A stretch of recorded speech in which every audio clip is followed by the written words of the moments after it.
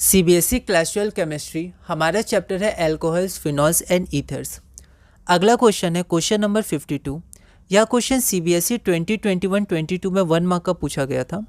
A compound X with molecular formula C3H8O can be oxidise to another compound Y whose molecular formula is C3H6O2। The compound X may be. तो यहाँ पर compound x है इस formula का, इसका oxidation हुआ तो दूसरा कंपाउंड वाई बना इस फार्मूला का। तो आपको बताना है कंपाउंड एक्स क्या हो सकता है।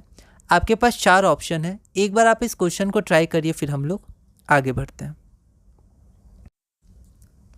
तो यहाँ पर हमारे पास एक्स ये कंपाउंड है और इसका ऑक्सीडेशन हुआ तो वाई बना, तो एक्स का ऑक्सीडेशन हुआ तो वाई बना। ठीक है, वाई में देख सकते हैं हमारे पास 2 एटम है। ओके ठीक है, तो एल्कोहल, ठीक है, तो एल्कोहल से एल्डिहाइड या कीटोन, फिर कार्बोक्सिलिक एसिड, ये जनरल ऑक्सीडेशन होता है।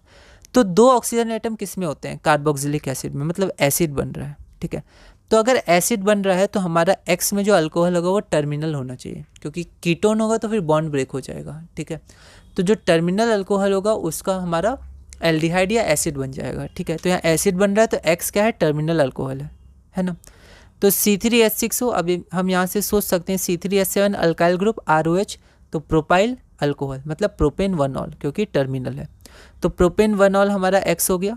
ठीक है, ये O और O का H, तो ये C3H7 और 1 C3H8। ठीक है, और ये जब ऑक्सीडेशन करेगा तो हमारे यहाँ पर प्रोपेनोइक एसिड बन जाएगा।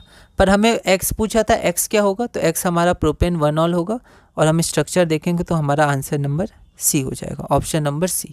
ठीक है, तो यहाँ C लिख दिया है। अगला क्वेश्चन है क्वेश्चन नंबर 53।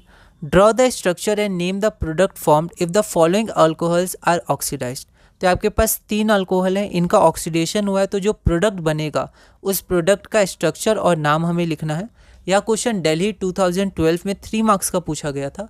एक बार आप इस क्वेश्चन को ट्राई करिए, फिर हम लोग आगे बढ़ते हैं। तो यहाँ अगर हम लोग देखें तो पहला हमारे पास ये अल्कोहल है, इसका ऑक्सीडेशन करेंगे तो हमारा ब्यूटेनोइक एसिड बन जाएगा। यहाँ दिया है कि assume that an excess of oxidising agent is used.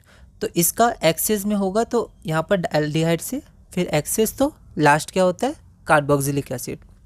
तो आपका कार्बोक्सिलिक एसिड बन जाएगा, प्रोडक्ट हो गया।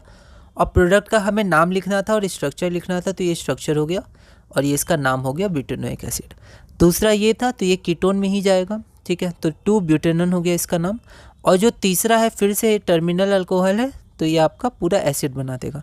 तो ये क्या हो जाएगा? 1 2 3, तो 2 मिथाइल प्रोपेनोइक एसिड। ठीक है, इसका नाम भी चाहे तो आप लिख सकते हैं, पर प्रोडक्ट का बोला है तो ये आप लिख दीजिएगा। ठीक है, अब केमिकल रिएक्शंस ऑफ एल्कोहल्स हमने पूरा किया। अब हम करेंगे केमिकल रिएक्शंस ऑफ फिनॉल्स। इसमें हम लोग सबसे पहले पढ़ेंगे इलेक्ट्रोफिलिक एरोमेटिक सब्स्टिट्यूशन। उसमें हम देखेंगे नाइट्रेशन और हेलोजिनेशन। फिर इलेक्ट्रोफिलिक एरोमेटिक सब्स्टिट्यूशन के बाद कोल्बेज रिएक्शन, रीमर टीमन रिएक्शन, ये इंपॉर्टेंट है। फिर फिनॉल एंड जिंक डस्ट और ऑक्सीडेशन, एनसीईआरटी के अनुसार। क्वेश्चन नंबर 54 ये रहा।